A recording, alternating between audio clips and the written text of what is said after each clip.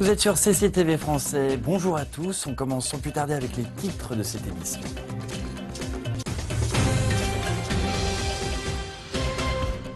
Maire de Chine méridionale, Beijing recommande aux médias occidentaux de mettre l'accent sur les infrastructures dans la région.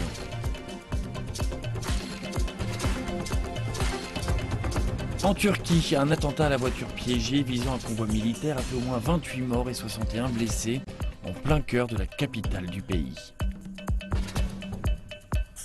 L'Iran dit qu'elle résistera à tout effort pour limiter sa production pétrolière et veut revenir au niveau d'avant l'adoption des sanctions.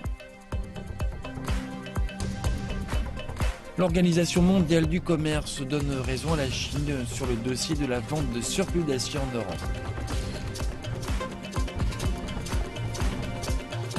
La détection des ondes gravitationnelles, l'une des manifestations les plus spectaculaires de la relativité générale, inspire les scientifiques chinois.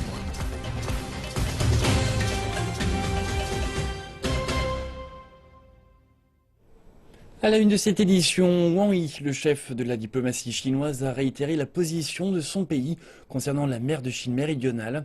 Une déclaration qui a été faite à la suite d'une rencontre à Beijing avec son homologue australienne Julie Bishop.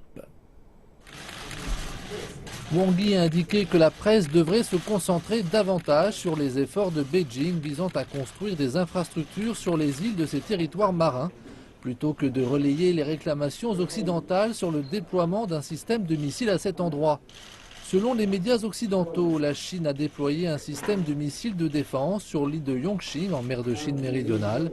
Par ailleurs, le ministre chinois des Affaires étrangères a précisé que cette installation limitée est nécessaire aux infrastructures de la défense nationale sur son propre territoire, n'est pas liée à la militarisation de la mer de Chine méridionale.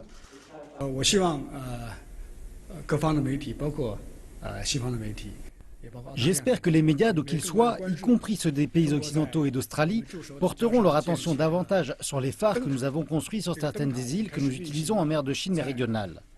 Ces phares, aujourd'hui en fonction, sont très utiles à la sécurité des embarcations naviguant dans les environs. Ils peuvent aussi s'attarder sur les installations de prévision météorologique et autres que nous prévoyons de construire pour offrir abri, assistance, secours et intervention d'urgence aux bateaux de pêche. En tant qu'État le plus vaste de mer de Chine méridionale, la Chine a pris des mesures assurant biens et services à la communauté internationale. Elle joue également là un rôle positif. De plus, les installations limitées et nécessaires d'autodéfense que la Chine a construites sur les îles et récifs où est stationné le personnel chinois sont cohérentes avec le droit qu'a la Chine d'assurer sa protection et sa défense dans le cadre du droit international. Cela ne devrait être l'objet d'aucun doute. Le ministre chinois des Affaires étrangères, Wang Yi, a rappelé que la Chine respecte le droit international en dénonçant la demande d'arbitrage déposée par les Philippines. Wang Yi a expliqué qu'après que la Chine a adhéré à la Convention de l'Organisation des Nations Unies sur le droit de la mer en 2006, Beijing a émis une déclaration qui respecte les dispositions de l'accord. Il a ajouté que la déclaration gouvernementale exclut que la Chine soit soumise aux mesures obligatoires d'implantation. Le ministre Wang a aussi souligné que les Philippines ont non seulement violé un certain nombre d'accords en déposant une demande d'arbitrage sans le consentement de la Chine, mais n'ont pas respecté la déclaration sur le code de conduite sur la mer de Chine méridionale. Selon lui, tout processus d'arbitrage devrait seulement être déposé après que toutes les solutions possibles ont été étudiées puis rejetées. Les Philippines ont trahi notre confiance et sont allées à l'encontre de la justice en déposant cette demande d'arbitrage. On doit se demander s'ils ont pris ces décisions après l'apparition de circonstances internationales compliquées. Ils peuvent même avoir des buts politiques qu'ils ne veulent pas divulguer. Un attentat à la voiture piégée visant un convoi militaire a fait au moins 28 morts et 61 blessés mercredi soir en plein centre d'Ankara. Le pays est confronté depuis plusieurs mois à des attentats djihadistes et à des violences liées à la reprise du conflit kurde. Selon le gouverneur de la capitale turque Mehmet Kılıçdaroğlu, cité par les médias locaux, cette attaque avait pour cible des bus de l'armée situés près de la place Kizilé, où se trouvent également de nombreux ministères, l'état-major de l'armée turque et le parlement turc. Très puissante, l'explosion a été entendue dans une large partie de la ville et a semé la panique parmi ses habitants. De nombreuses ambulances et des véhicules de pompiers ont été dépêchés sur les lieux qui ont été au préalable sécurisés par un important cordon de forces de l'ordre. Cet attentat n'a encore fait l'objet d'aucune revendication, mais le président Recep Tayyip Erdogan a immédiatement promis de riposter. Une réunion prévue jeudi à Bruxelles entre un groupe de 11 pays de l'Union européenne, dits volontaires, pour se répartir davantage de réfugiés arrivant de Turquie, a été annulée suite à cet attentat. Le ministre iranien du pétrole, Bijan Namdar Zanganeh, a dit que Téhéran ne renoncera pas à sa part du marché pétrolier, malgré la saturation de celui-ci. L'annonce intervient après l'accord sur une proposition d'achat de 4 centrales électriques au pétrole, afin de plafonner leur production de brut si les autres producteurs font de même. Ils ont négocié de geler le plafond de production de pétrole. C'est en soi discutable et nous devrions découvrir ce qu'ils entendent par là. Ils devraient venir ici et aussi nous parler. Ce qui importe est que tout d'abord, il y a un excès de l'offre sur le marché et qu'ensuite l'Iran n'abandonnera pas sa part de production. L'Iran dit qu'elle résistera à tout effort pour limiter sa production pétrolière et envisage à la place d'accroître sa production au niveau d'avant les sanctions. Les principaux producteurs de l'OPEP, plus la Russie, ont proposé de geler la production si d'autres nations pétrolières font de même. L'Iran dit que cet accord est illogique. Elle entend accroître fortement sa production dans les mois à venir, alors qu'elle vise à regagner sa part de marché perdue après des années de sanctions internationales. L'ex-vice-président du Zimbabwe, Joyce Mujuru, a officiellement inscrit son parti, People First, auprès de la commission électorale du pays. C'est en 2014 que Joyce Mujuru avait été exclue de l'Union nationale africaine du Zimbabwe, front patriotique du gouvernement. Elle était alors accusée d'avoir tenté de destituer le président Robert Mugabe par des actions illégales. L'enregistrement du parti de Joyce Mujuru confirme les rumeurs persistantes depuis sa chute. People First pourrait attirer de nombreux partisans du parti de l'Union nationale africaine du Zimbabwe Front patriotique. Au sein des structures de l'Union nationale africaine du Zimbabwe Front patriotique, il y a des gens, et cela de la base jusqu'aux plus hautes instances, qui continuent d'apprécier Mujuru et qui ne sont pas satisfaits de la façon dont laquelle elle a été traitée et démise de ses fonctions. Le commissaire de politique nationale de l'Union nationale africaine du Zimbabwe, Front patriotique Savio Kasukuwere, a qualifié cet enregistrement de non-événement. Il a ajouté que plus de 100 autres partis s'étaient inscrits auprès de la commission et que le parti au pouvoir n'est pas inquiet par cette dernière inscription. Mais pour certains, il est clair que Joyce Mujuru pourrait bouleverser le paysage politique. Pour la première fois depuis 1980, nous avons une nationaliste forte, avec des références de libération incontestables, en rupture non seulement avec le parti au pouvoir, mais aussi avec les principaux nationalistes, avec des références incontestables, qui mettent maintenant au défi un groupe de révolutionnaires qui se trouve être le parti au pouvoir. Certains ont estimé que Joyce Mujuru pourrait s'allier à d'autres personnalités de l'opposition, à l'image du grand rival de Robert Mugabe, Morgan Tsvangirai. Cela pourrait se traduire par une large coalition qui s'opposerait à l'Union nationale africaine du Zimbabwe Front patriotique en 2018. Mais la direction de cette coalition devrait être disputée. Je pense que Morgan Tsvangirai se voit comme le prince de l'opposition en tant que figure qui s'attaque à Mugabe depuis 2000. Nous pourrions avoir une telle coalition, mais pas au sein des principaux partis d'opposition. Peut-être que les principaux partis pourraient fusionner avec d'autres plus petits. L'Union nationale africaine du Zimbabwe, Front patriotique, actuellement au pouvoir, est aujourd'hui en proie à des querelles internes qui, pour beaucoup, paralysent le gouvernement et anéantissent les efforts visant à redresser l'économie. L'opposition pourrait trouver un terrain d'entente autour de la mauvaise gestion économique de l'Union nationale africaine du Zimbabwe Front patriotique et soumettre des contre-propositions. S'ils ont cette idée, j'imagine qu'ils la réaliseront ensemble. Mais s'ils commencent à se disputer leur part du gâteau, l'Union nationale africaine du Zimbabwe Front patriotique ne disparaîtra pas de cette façon. Quant au président Robert Mugabe et à l'Union nationale africaine du Zimbabwe Front patriotique, ils chercheront à obtenir un nouveau mandat de 5 ans lors de l'élection qui aura lieu en 2018.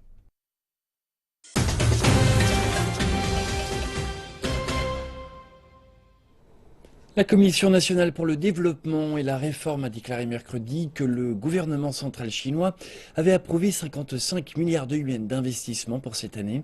Afin de conforter la croissance dans le pays, les planificateurs de haut rang ont rappelé que la priorité serait toujours donnée aux investissements dans les infrastructures et aux politiques en faveur de la stabilité du marché de l'emploi. Les investissements restent l'un des principaux moteurs de la croissance économique chinoise et le gouvernement central a encore augmenté les dépenses publiques au cours des dernières années. Plus de 5 000 milliards de yuans d'investissement ont été enregistrés à la fin de l'année dernière et une tranche supplémentaire de 55 milliards de yuans vient d'être approuvée en janvier dernier, selon les informations données par la Commission nationale pour le développement et les réformes. L'institution centrale a indiqué que l'accent serait mis sur la mise à niveau de certaines infrastructures.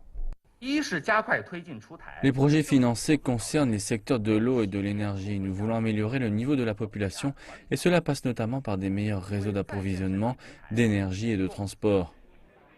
La création d'emplois est devenue avec le temps un indicateur clé de l'état de l'économie chinoise, et ce, depuis que le gouvernement prête davantage attention à la qualité de la croissance plutôt qu'à son aspect quantitatif.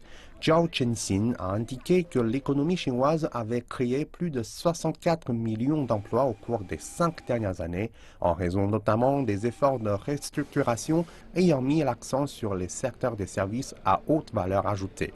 La Chine doit désormais poursuivre son chemin et accentuer les efforts de réduction des surcapacités dans les industries gourmandes en énergie, telles que dans la production d'acier et de charbon.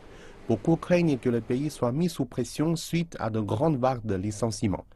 Le porte-parole de la CNDR a rappelé qu'il n'y avait pas de raison pour s'inquiéter car les fondamentaux de l'économie chinoise restent solides et que de nouveaux moteurs de croissance sont en train d'émerger. Les fondamentaux de l'économie chinoise sont bons. La campagne actuelle visant à encourager le secteur privé porte progressivement ses fruits. Le gouvernement chinois s'est fermement engagé à poursuivre son soutien aux industries gourmandes en énergie dans leurs efforts de rééquilibrage de leurs effectifs. En tant qu'organe de planification économique de haut rang, les Chinois suivent avec grand intérêt les contours tracés par la CNDR s'agissant de la stratégie de croissance pour les 5 prochaines années. Zhao Chenxin a rappelé que la première version de la proposition avait déjà été revisée par la Commission économique et financière de l'Assemblée nationale populaire le mois dernier et sera soumise en priorité lors de la prochaine session plénière. L'Organisation mondiale du commerce s'est prononcée en faveur de fabricants d'acier chinois dans une affaire de dumping de produits excédentaires qui les opposait à l'Union européenne. Le ministère chinois du commerce s'est réjoui de ces décisions et demande à présent à l'Union européenne de mettre un terme aux mesures anti-dumping qui grèvent les exportations chinoises à destination du marché européen. L'avis rendu par l'OMC clôture la procédure engagée par l'Union européenne il y a 10 mois. L'enquête anti-dumping effectuée sur les exportations chinoises d'acier a débuté en avril dernier. Le gouvernement chinois a insisté pour que l'OMC ait le dernier mot dans la mesure où la Chine comme l'Union européenne sont membres de l'organisation. L'OMC a déclaré que les mesures anti-dumping européennes prises à l'égard des fabricants d'acier chinois étaient contraires au droit du commerce international. L'Union européenne a prévu d'abandonner ces mesures d'ici 3 semaines. Le rapport a obtenu l'approbation du ministère chinois du Commerce. Il s'agit d'une bonne décision pour l'Union européenne qui va mettre fin au protectionnisme en vigueur et se conformer aux règles de l'OMC. Nous nous en félicitons. Nous espérons que l'Union européenne va procéder à ces changements sous peu et abandonner les mesures anti-dumping qui touchent les exportations chinoises. L'industrie sidérurgique européenne est de moins en moins compétitive du fait d'une demande faible et de coûts de production élevés. Les pertes d'emplois vont sans doute être nombreuses dans le secteur. Le ministère chinois du Commerce a déclaré qu'il souhaitait que les deux parties travaillent ensemble sur la question sans pour autant avoir recours à des mesures protectionnistes. Nous espérons que l'Europe et la Chine vont renforcer leur coopération commerciale et fournir plus d'opportunités à leurs industries sidérurgiques respectives en répondant au problème mondial de surcapacité ensemble. En adoptant des mesures protectionnistes, nos partenaires européens portent atteinte à l'industrie sidérurgique dans son entier et au commerce international. Chen a également précisé que la Chine se réservait le droit d'engager d'autres procédures afin de défendre les intérêts légitimes de sociétés chinoises ayant subi les effets négatifs de ces mesures protectionnistes.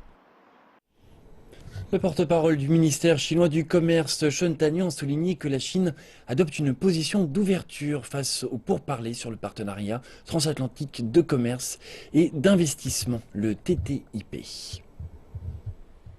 M. Chen a expliqué que les négociateurs des États-Unis et de l'Union européenne ont conduit 11 sessions de pourparlers sur l'ambitieux accord de TTIP, mais des différences substantielles demeurent encore. S'il est adopté, l'accord transformerait significativement le paysage du commerce international. M. Chen a ajouté que la Chine prend une attitude d'ouverture face aux négociations du TTIP, à condition qu'elles soient conduites de façon transparente. La Chine adopte toujours une position d'ouverture face aux accords de libre-échange qui permettent la libre circulation des biens et des personnes. Entre autres mots, nous souhaitons que toutes les discussions traitant de libre-échange se déroulent dans un cadre basé sur des principes d'ouverture, de transparence et d'inclusion. C'est seulement de cette façon que nous pourrons créer un meilleur environnement pour le commerce international. La découverte des ondes gravitationnelles par des chercheurs aux États-Unis, ainsi des scientifiques dans le monde entier, dont ici en Chine, à se plonger davantage dans l'univers. Des scientifiques ont annoncé qu'un programme de recherche sur les ondes gravitationnelles, appelé TRITI, allait leur permettre de mener leurs propres recherches sur cette avancée scientifique. Xu Geng nous en parle. Capter les ondulations dans l'espace-temps. Après la découverte stupéfiante aux États-Unis des ondes gravitationnelles, la Chine cherche à devenir un leader mondial dans ce nouveau domaine. Alors que les recherches menées par l'américain LIGO se faisaient depuis un observatoire au sol, les scientifiques de l'Académie des sciences de Chine passent à un niveau supérieur en travaillant sur une détection directement depuis l'espace.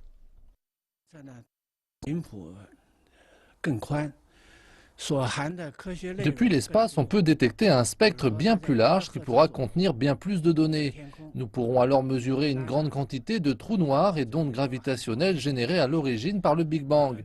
Si on compare les études sur les ondes gravitationnelles à une composition musicale, LIGO ne serait que le prélude et la détection depuis l'espace en serait la partie principale.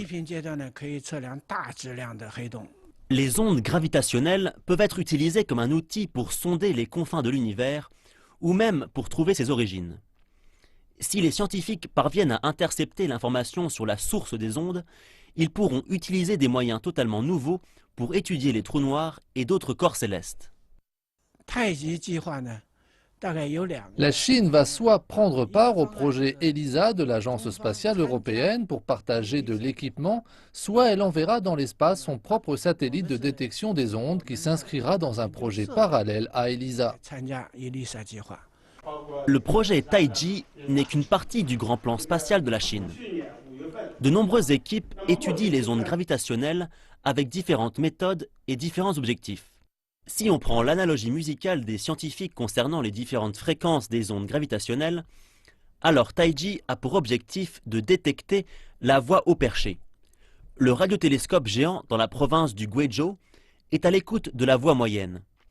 Et un autre plan en cours d'élaboration, Ali, espère entendre les premières secousses du Big Bang.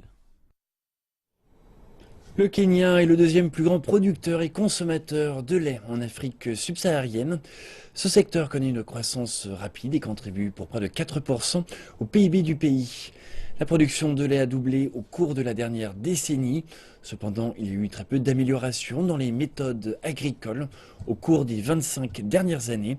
Certains agriculteurs souhaitent améliorer leur rendement. Reportage. Les Kenyans adorent leur lait. L'Organisation mondiale de la santé dit qu'en moyenne, ils boivent 100 litres par an. Mais comme la plupart de l'industrie agroalimentaire du Kenya, le secteur laitier est encore largement sous-développé et cela résulte en une faible production de lait, à des maladies et à un forage de mauvaise qualité. Au niveau macro, l'industrie du lait contribue pour 14% du PIB agricole. Peter Matengay possède une exploitation dans la région de la vallée du Rift où presque 60% du lait du Kenya est produit.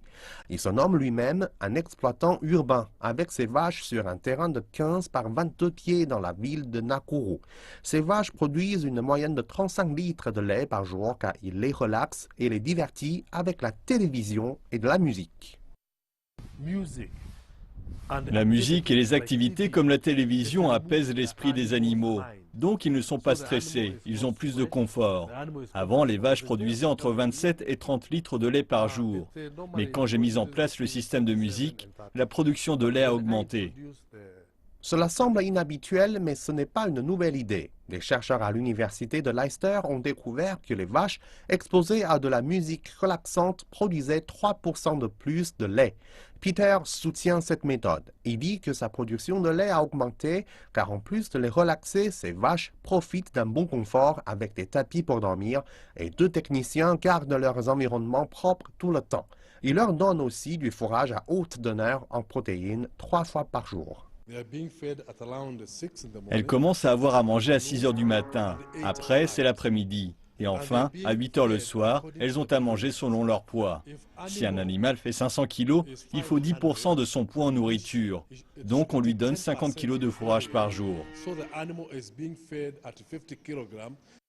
Peter Matengay vend son lait au supermarché et aux clients individuels à des prix plus élevés car il dit que la qualité et le goût sont meilleurs. Il forme également des étudiants et des agriculteurs aux techniques d'élevage de bétail sur de petites parcelles de terre dans les villes, ainsi qu'aux techniques d'hygiène et de gestion des déchets.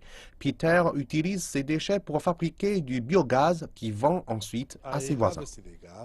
Il y a un système de production de gaz que j'envoie ensuite dans le quartier aux gens qui vivent proches d'ici. Ensuite, le produit issu du biogaz vient de l'autre côté de l'exploitation. C'est à partir de cet endroit que je le récupère et que je le redistribue aux fermes alentours. Et par ailleurs, je peux cultiver des céréales et du maïs. Les résidus des déchets sont réutilisés comme herbicides dans sa ferme où il cultive et préserve son propre fourrage. Aujourd'hui, Peter conseille les universités, le gouvernement et les exploitants locaux en leur montrant comment mettre en place de nouvelles normes en matière de production et de santé. Le lait continue à être l'un des secteurs à la croissance la plus rapide au Kenya.